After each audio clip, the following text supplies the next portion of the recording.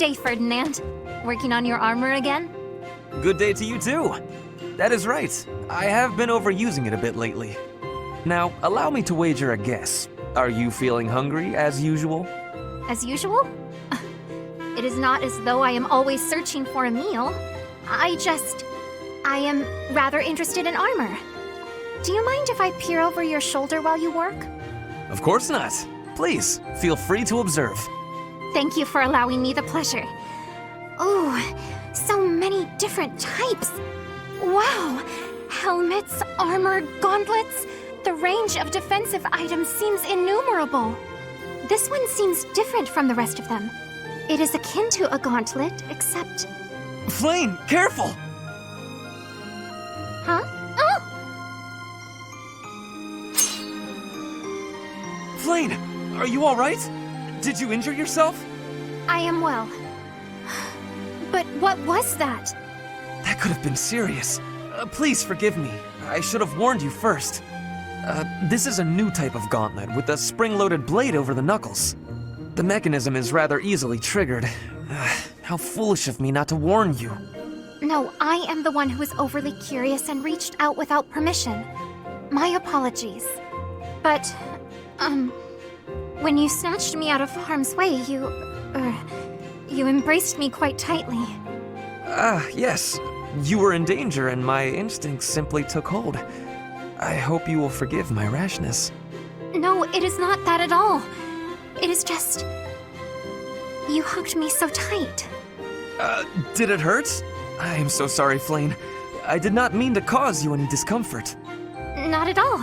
Not in the slightest. Anyway, I had better be on my way. Such a delicate creature. And that sweet demeanor. Snap out of it, Ferdinand.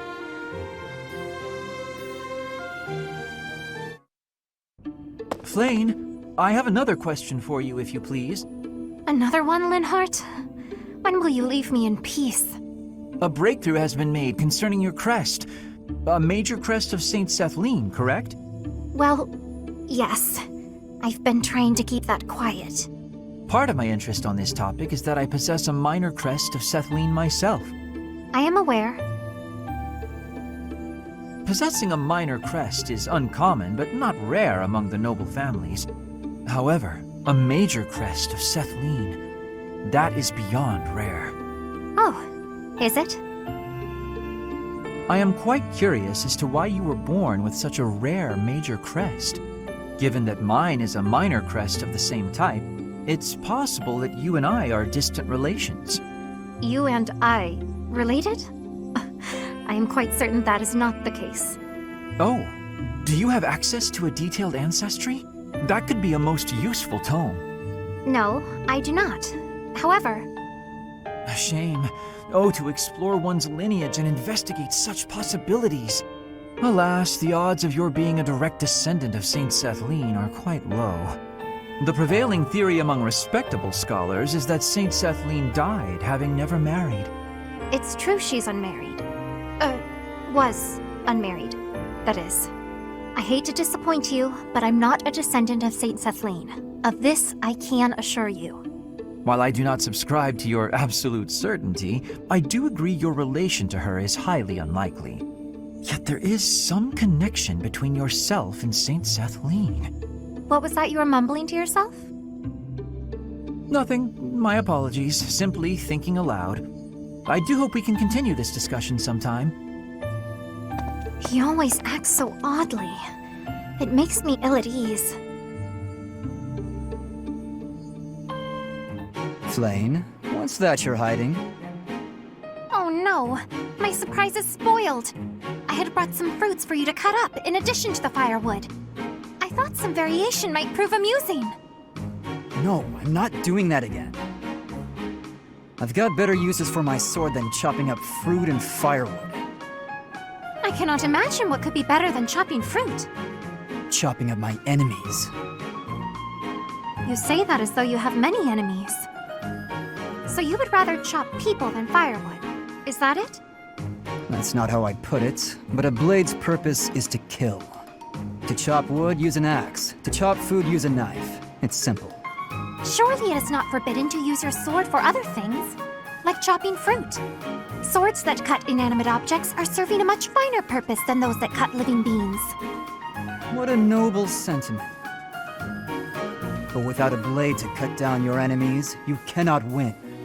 Those who are weak lose everything and they die. Those who are strong win and live on. I understand why you balk at bloodshed, but you must know that it has a purpose. And what purpose might that be? A purpose. Let's just leave it at that. I'm not in the mood to debate you. I'll continue to wield my sword, and if necessary, cut down my enemies. He certainly is a stubborn one.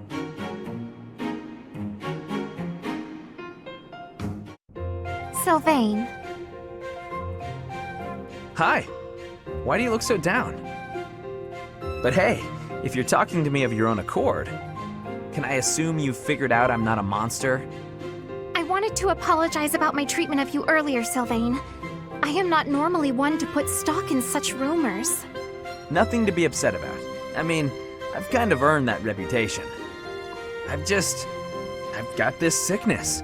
When I see a pretty girl, I can't stop myself from flirting with her. Like you, for instance. Oh, I am so sorry to hear of your illness. Perhaps my magic will help heal you. Huh? No, I didn't mean it like that. No? Are you not ill then? You know what? Let's move on. Can I take this to mean everything is good between us? Of course. Sylvain, I look forward to getting to know you without the falsity of rumors. Great. Would you like to celebrate our new friendship by joining me for a meal? You would treat me to a feast? That is very kind of you. A chance to spend time with a sweet girl like yourself? It's a pleasure. Your voice like birdsong, your eyes clear as diamonds. But above all, I'm drawn to your kind and loving heart. I am a captive to your charms, Flayn. I hear that very frequently. Thank you. Yeah, I guess a girl as cute as you would get a lot of compliments. Anyway, what type of meal were you considering, Sylvain? I would love some seafood, followed by a delicious cake. Oh, I am absolutely famished, as I often am. Shall we be on our way? She's a tough one. Sheltered girls like her usually fall for that kind of stuff. But she's much too savvy, even for a smooth talker like myself.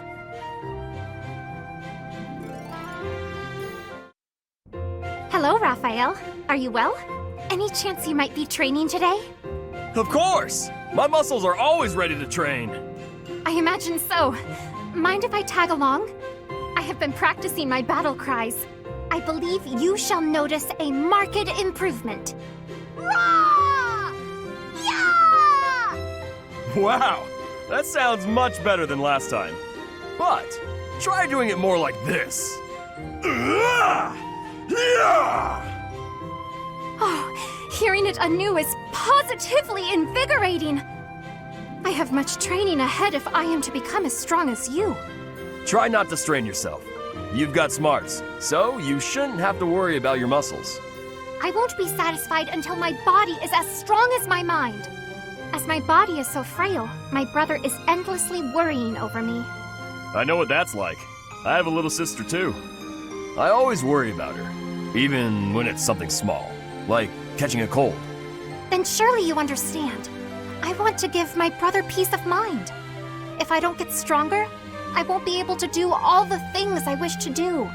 But I'm quite enjoying this. I have never shouted so loudly in all my life. Each time I allow myself to let go in such a way, I feel invigorated.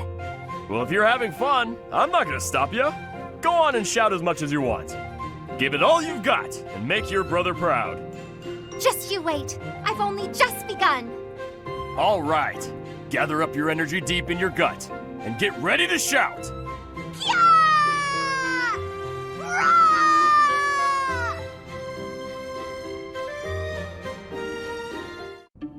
Nothing here. What are you doing? Oh, Flayn! I've just been researching the exploits of Saint Sethlin. And why is it you're doing that precisely? Well, painting is a hobby of mine, and I thought I might like to capture her likeness. Well, how lovely. But how is researching her exploits necessary for painting? If I wanted to use a statue of Saint Sethlene for my reference, it wouldn't be necessary. But that's not what I want. I wish to paint Saint Sethlene herself, looking exactly as she did when she was alive. And if I don't know anything about who she was on the inside, the image won't be true to life. So I wanted to find some hints about who she was, and that's why I've been researching her deeds. Ah, so you were hoping to find out what type of girl she was. Girl? Interesting way of putting it, but yes, more or less. I see. Yes, it is all quite clear to me now. What's happening? Okay then. Allow me to share with you what I know of Sethlene's deeds. Long ago, in a world ravaged by war, Sethlene led a secluded life with her father, Keyhole. One day, they met Saint Zeros, who was grieved by the chaos and destruction of war. And so, the three decided to join forces. Huh? But I thought the saints gathered following a revelation from the goddess. At the Battle of Tailtine, they fought against the 10 elites led by Nemesis, who sought to conquer the whole world. Sethlene tended to her allies on the field of battle, until she exhausted all her strength. Then, she fell into a long slumber. But according to legend, she used her miraculous powers to heal all of the wounded. Interesting story, is it not?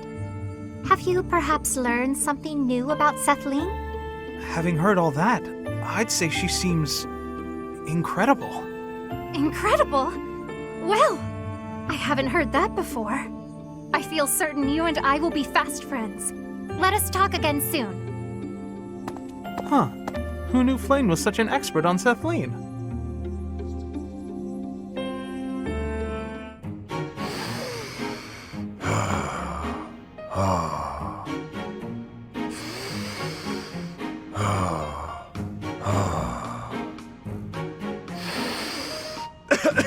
My breath.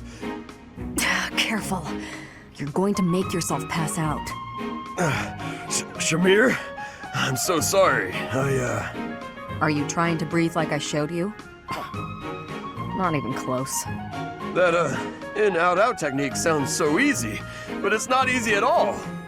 It's only easy for me because I put in the time to practice. You need to practice if you want it to work. Oh yeah? Really? So I should be able to do it if I just practice. Yes. I see. You had no presence. Again.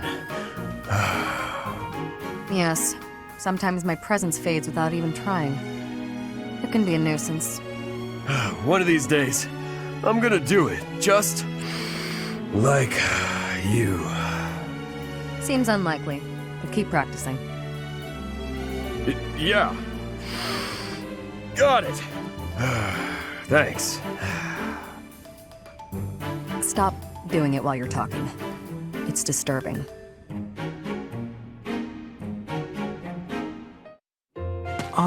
Excuse me, Shamir? What is it? Do you need something? Yes. I was curious about the world beyond Fodlan. Oh, You came from somewhere outside Fodlan, right? I'm curious about your homeland, what kind of place it was. And I thought you might... I will not. Sorry? There's no point in me telling you about it. I see. All right then. Wait. You misunderstand. Hearing me tell stories about the things I've seen? What good is that? That's just my experience. If you want to know about the world, you need to experience it for yourself. Is what I meant to say. Oh, that's what it was. That's good. How so? I thought maybe you didn't like me. Is that what you think? In your experience, do I seem to dislike you? If you can't determine something as simple as that, then you would gain nothing from the outside world. Oh, I don't actually know. I'm not very good at reading people, I guess. Ask me. I'm right here. I'm not that brave. I'm sorry, I'll leave you alone. I'll be going now. Not brave enough to ask a simple question. Or does he just not care?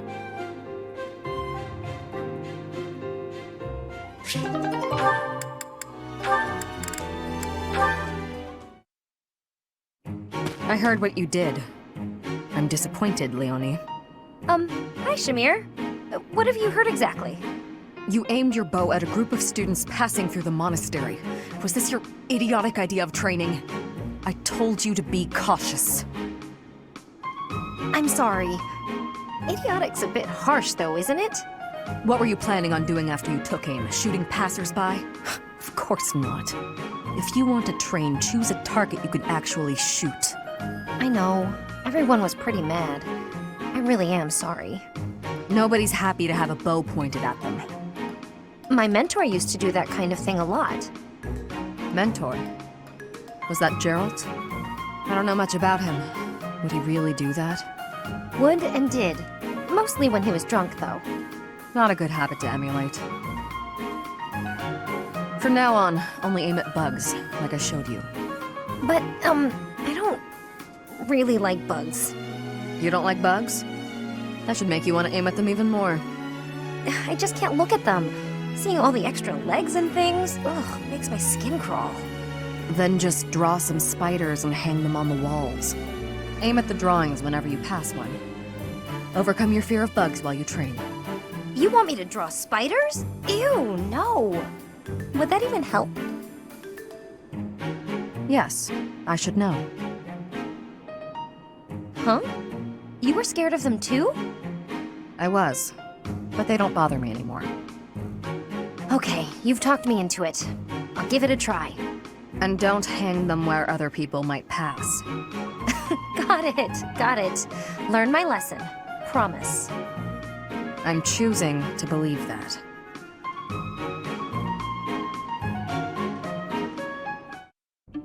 Ah, Professor. Always a pleasure to see you. I wonder, might you have a moment to chat? Come now. You have no need to be on guard. I'd never cause you harm. You're far too valuable a specimen, well, that is to say, too valuable a member of the Academy staff. Indeed, the further my crest research progresses, the closer you come to learning the truth of your heritage. Is it not so? When I learned you bore the lost crest, the very crest of flames itself, I set about learning everything I could about your past. What was the origin of your bloodline? How have the events of your life been shaped by your lineage? I became somewhat obsessed, I must admit. Nothing so crass as an investigation. No, I researched. I spoke to mercenaries whom you've worked with in the past to learn about your life before the Academy. Of course, I also contacted Gerald and his mercenary friends. Your father does keep rather interesting company. I'm excited to share with you what I learned, but I do ask that you correct me if I am mistaken on any account. The story begins with Gerald serving as captain of the Knights of Seros. There was a woman at the monastery with whom Gerald was quite close. At first, it seemed obvious this mystery woman was your mother. Alas, that cannot be the case. The timing is all wrong. As it was told to me, the woman in question passed away shortly before Gerald left the monastery. Yet your birth occurred sometime later, while Gerald was taking work as a mercenary. This, of course, presumes your age is accurately reported. If you were born sooner, well, the story would be quite different, would it not?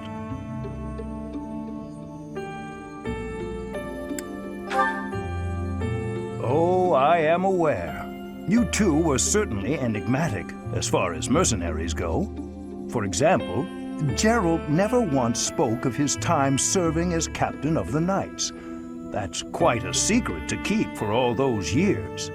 In the end, your old acquaintances had little definitive to say about either of you. However, they all agreed on one thing. Your father and yourself were a strong pair, warriors to be respected and feared. You in particular. In fact, many came to know you as the Ashen Demon. They say you would destroy your enemies without a hint of emotion on your face. The mercenaries I spoke to revered you as a living legend of sorts.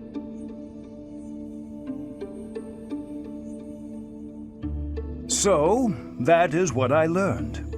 And I admit, it is barely more than I knew before. The next step in my research is to ask your blood for answers, and hope that it is more forthcoming than your past acquaintances.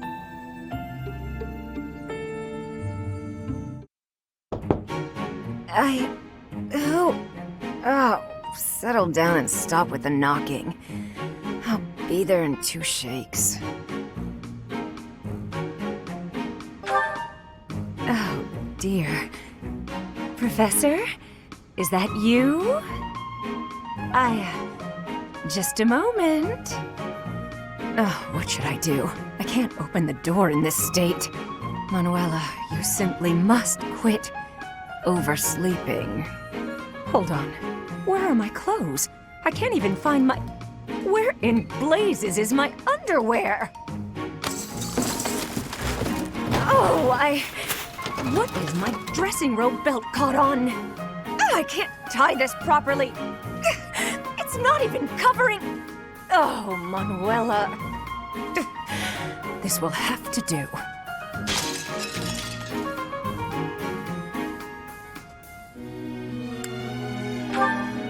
Oh. I would hope, Professor, that you have the decorum to pretend you've heard nothing. Anyway, I'll be just another moment. Patience, please. Hello. Sorry to have kept you waiting. So, what do you want?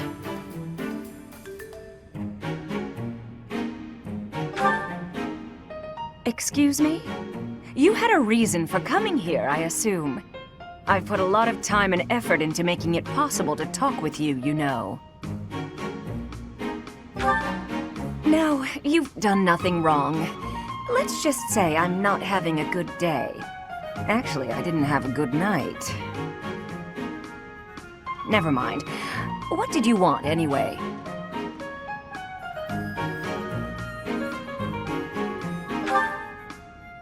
You heard from him? The fellow from last night? Huh. What did he have to say?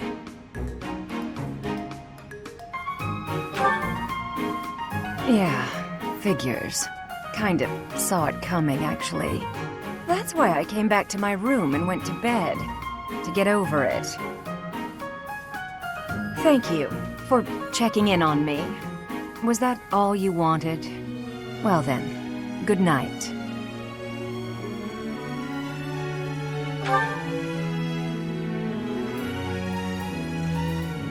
Hello, Professor Manuela. I wish you to know that I have heard ever so much about your talents. Whatever are you talking about, Flame? Singing! Why, you are wonderfully skilled at it, are you not?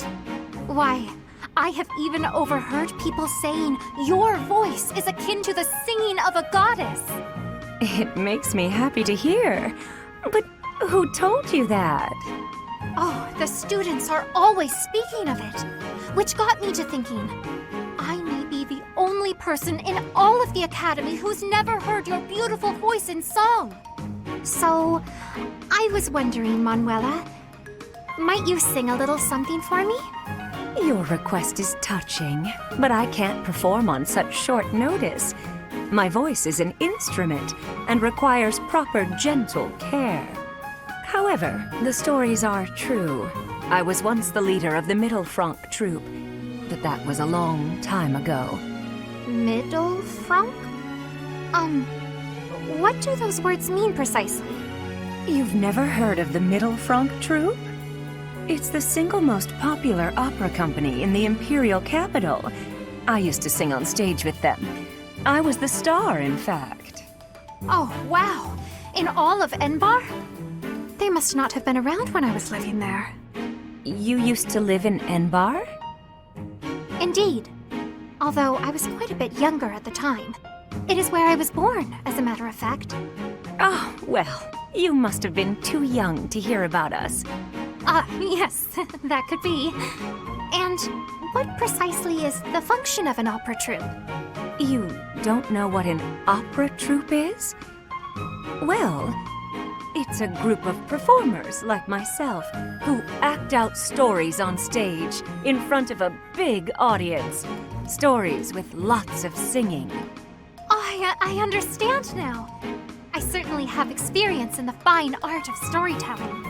There is often singing as a part of story time for the children at the monastery. That is darling, Flame. But I'm not sure it's quite the same thing as an opera. You see, operas are performed in grand theaters with orchestral accompaniment. Everyone attending wears their finest. It is a very special occasion. Theaters, they're called? You mean to say that there are buildings exclusively used for telling stories?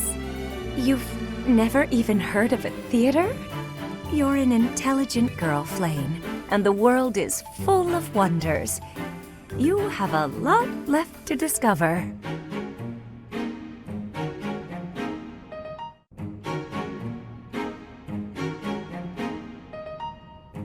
Ah, Linhardt. Reading as studiously as ever, I see. Anything to do with crests? Hello, Professor Hanneman. Actually, this book's about fishing. I didn't realize you were interested in fishing. What an unexpected discovery. I had heard that you were only interested in crests, to the exclusion of all else. As it were, I had rather thought I could train you as my successor, should we get to know one another better. I'm sorry to betray your expectations. Truth be told, I've been thinking of giving up on my crest research. What? Whatever for? Don't tell me you believe fishing to be a more worthwhile pursuit. No, it's nothing to do with fishing. I adore the subject of crests. But to study them, you have to consult the people who bear them, right? I just don't have the energy for that. It is an unavoidable hardship, I admit, but the satisfaction of making a real breakthrough is second to none. I'm sure the satisfaction of catching a fish is pretty great too. Consider this, child. Luring fish from the depths pales in comparison to untangling the mysteries of a quest. Why? It all comes down to purpose. Purpose, I say. Calm down. I get it. Really.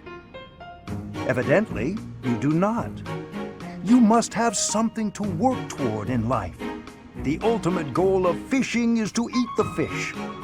The goal of solving the mysteries of crests is, well, you must find that for yourself. What do you hope to uncover once everything is finally explained? What motivates you to keep digging deeper? I had never thought about it like that. Perhaps if I did have a goal, I might share your enthusiasm on the subject.